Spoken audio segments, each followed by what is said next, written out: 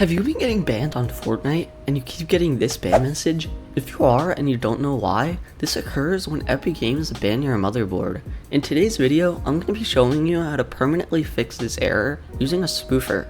A spoofer is an application designed to get you unbanned in just one click, and the brand we're going to be talking about is known as Vertex. They're a highly reputable provider, and their spoofer is less than $30 compared to spending $300 on a brand new motherboard. Compared to other providers, their spoofer has a TPM bypass to get rid of those annoying TPM chip bans.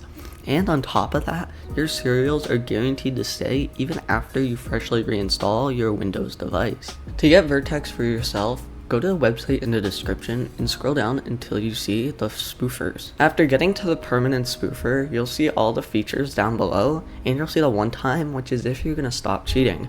Then you'll have the lifetime key, which is if you're going to continue cheating, then just add it to your cart. Before we go ahead and spoof, let's save our current serials to our desktop. After loading into the spoofer, you can check your serials up here, and then you have the spoofer. You can go ahead and ARP spoof or GPU spoof, and once you're ready, click on spoof, choose your motherboard, and I'll see you guys once we're done.